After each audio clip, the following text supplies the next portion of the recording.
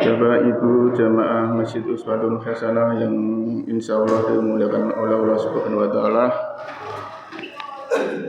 Segala puji bagi Allah karena pada malam hari ini kita sudah memasuki malam yang ke-22. Kita masih diberikan kesehatan dan juga kekuatan berupa Islam, iman dan kesehatan sehingga masih dapat hadir di masjid ini dalam rangka menunaikan ibadah sholat Isya dilanjutkan dengan sholat tarawih berjamaah. Semoga ibadah kita dari pagi hingga malam hari ini semoga mendapatkan balasan dari Allah Subhanahu Wa Taala dan dihitung sebagai amal baik kita. Salawat dan salam senantiasa tercurah kepada junjungan kita Nabi besar Muhammad sallallahu alaihi wasallam beserta keluarganya, sahabatnya dan insya Allah kita semua yang istiqomah menjalankan sunnah-sunnah beliau. Bapak Ibu jamaah sekalian, seperti biasanya memasuki 10 malam terakhir di bulan Ramadan, maka kita akan disibukkan dengan kegiatan iktikaf. Selain ajakan iktikaf juga sering kita jumpai ajakan untuk membayar zakat ya. Di sini bukan hanya zakat fitrah saja, karena kewajiban seorang muslim adalah selain bayar zakat fitrah juga ada zakat mal ya. Zakat mal itu ada ketentuannya, ada nisabnya, yaitu 85 gram emas 24 karat ya.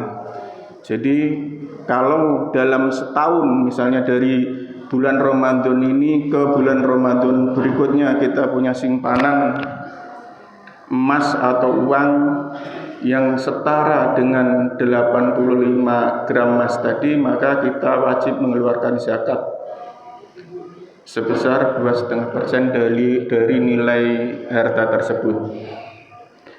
Namun baru-baru ini kita dikejutkan ya dengan statement Bapak Menteri Agama kita yaitu Profesor Nazarudin, bahwa orang Islam itu kalau maju maka tinggalkan zakat gitu.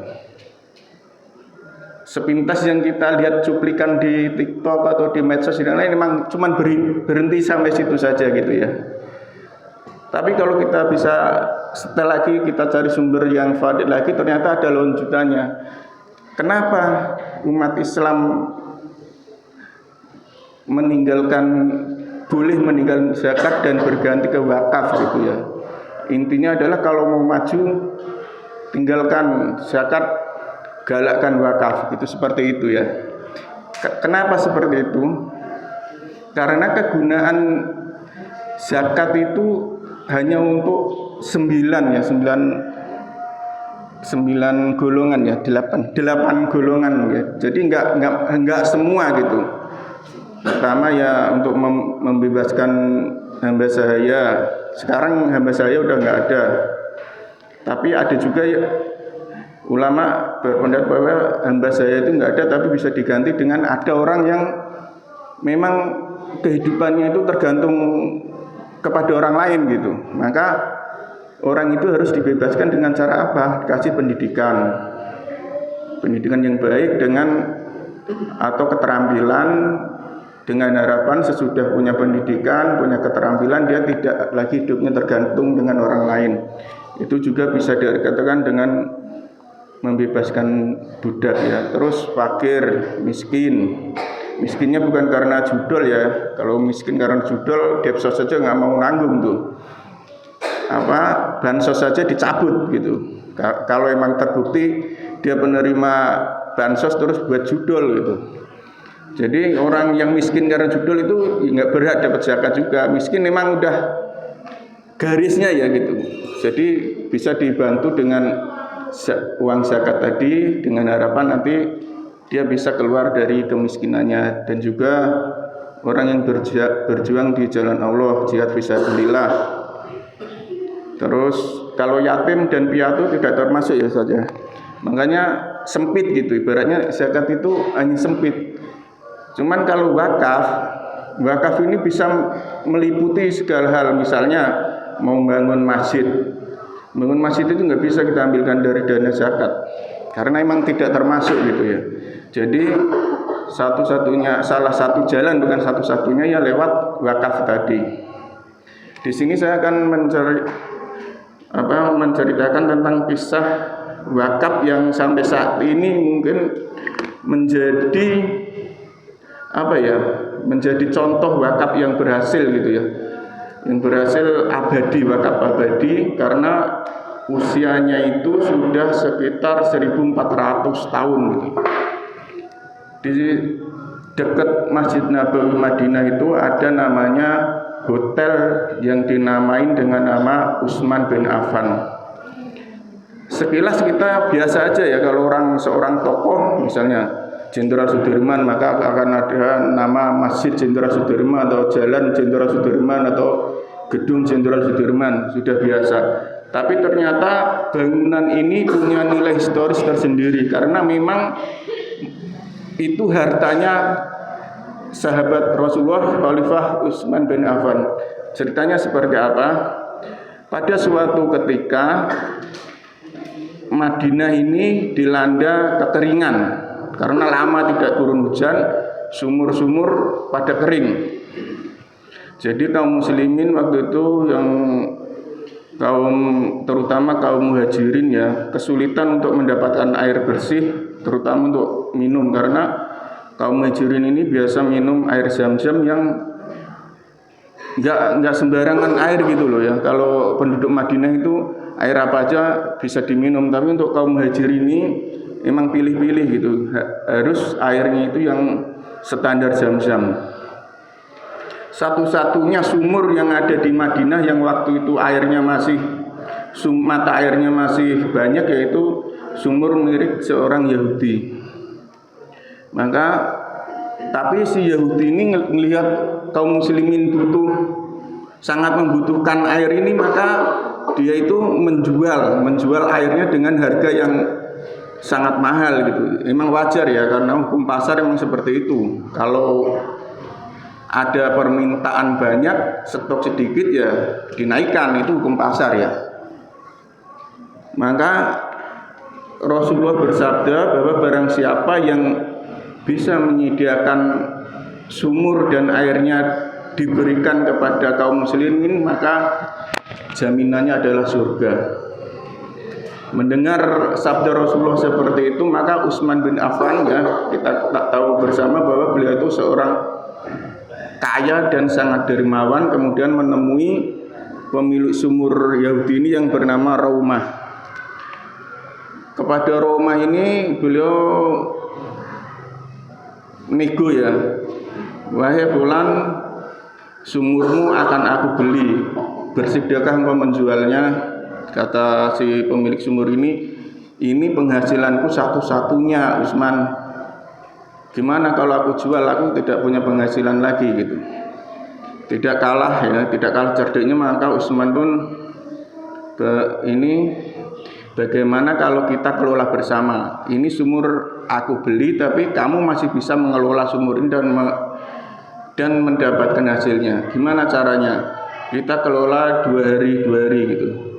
2 hari kamu, 2 hari milik saya gitu.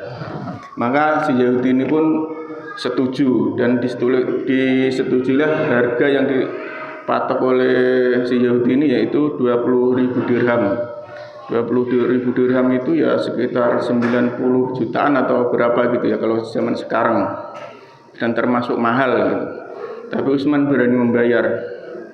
Kemudian tibalah pengelolaan, giliran 2 hari ini adalah milik Utsman. Maka beliau membuat pemberitahuan kepada kaum muslimin di Madinah waktu itu, ambillah air ini sampai untuk stok 2 hari ke depan, karena 2 hari ke depan itu kembali ke pengelola yang lama, yaitu si Yahudi tadi. Maka begitulah seterusnya sampai lama-lama sepi nih. Giliran si Yahudi ini nggak ada yang ambil, waduh nggak ada yang beli nih, kemana ini pada? Giliran gilirannya Utsman rame lagi gitu, karena memang gratis gitu. Akhirnya nyerah. Kemudian udah bayarin lagi aja, bayarin semua sumur ini. Saya minta harga seperti harga awal, tambahin lagi 20.000 dirham lagi. Dibayar lagi sama beliau. Dan akhirnya sumur itu 100% milik Utsman dan disedekahkan, diwakafkan kepada kaum muslimin yang ada di Madinah pada waktu itu. Seiring berkembangnya zaman, setiap mata air itu pasti subur ya kanan kirinya, kemudian tumbuh pohon kurma makin lebar dan pada zaman kekhalifahan Utsmaniyah ya itu dicatat sebagai tanah wakaf, dan kemudian di kerajaan Saudi modern tanah itu tetap sebagai tanah wakaf, dan kemudian tanah wakafnya itu tetap atas nama Utsman bin Affan dan dibikinkan rekening bank pun atas nama Utsman bin Affan. Dan sampai saat ini berdirilah sebuah hotel yang dekat Masjid Nabawi, itu Hotel Utsman bin Affan. Jadi dari kisah ini kita dapat ambil kesimpulan bahwa wakaf itu ternyata abadi. Abadi dalam artian meskipun orangnya sudah meninggal ribuan tahun yang lalu, tapi manfaatnya masih dapat dirasakan oleh kaum muslimin sampai sekarang ini. Jadi nanti kalau di surga ya jangan iri ya, istana Utsman itu seperti apa. Wakafnya aja nggak bisa dihitung ya, triliunan itu, ribuan tahun kan masih mengalir pahalanya. Kita paling di emperannya aja deh nggak apa-apa gitu ya. Yang penting masih di surga gitu ya. Di terasnya juga nggak teras surga kan, enak juga. Begitulah wakaf, dasarnya wakaf itu ya. Makanya kemarin Pak Menteri Agama itu bikin statement seperti itu bukan tanpa alasan. Kalau hanya mengandalkan zakat itu setahun sekali, dan mungkin yang di sini banyak ya, ada separuh gitu ya yang bisa punya nisab 85 gram emas gitu ya, atau mungkin 0 gitu. Jadi bisanya cuma sedekah, nggak apa-apa.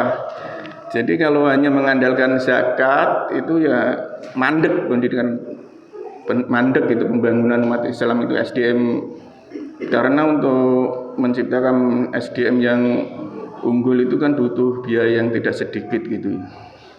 Dan kisah yang kedua yang masyhur juga ini dari Aceh ya, yang mungkin Bapak Ibu pernah dengar kisah tentang Habib Buga gitu. Buga Habib, nama aslinya itu Habib Abdurrahman Al-Hasi, atau itu beliau itu seorang pendakwah dan juga pedagang dari Aceh yang kalau nggak salah sekitar tahun 1800-an itu beliau menunaikan ibadah haji ke Aceh. Tapi sebelum berangkat beliau itu mengumpulkan dana dari masyarakat Aceh dan juga dana dari beliau sendiri dengan tujuan untuk membangun perkampungan pondokan haji bagi penduduk Aceh pada waktu itu. Belum Indonesia ya namanya ya, karena tahun segitu kita masih dijajah Belanda dan mungkin Kesultanan Aceh lah ya. Dengan seiring waktu, kemudian yang tanahnya Habib Buga ini kena gusuran karena buat pelebaran perlintasan tawaf. Kemudian oleh pengelola dibelikan tanah di sekitar Masjidil Haram juga, kemudian dibangunlah sebuah hotel. Dan sampai saat ini jamaah haji asal Aceh itu menerima manfaat berupa uang tunai sebesar 6 juta sampai 8 juta rupiah per orang gitu ya. Dan setiap tahun itu selalu naik gitu kalau kita lihat beritanya. Pernah waktu itu katanya 5 juta, kemudian tahun berikutnya ada yang 6 juta, terus tahun kemarin itu sampai 8 juta entah tahun ini.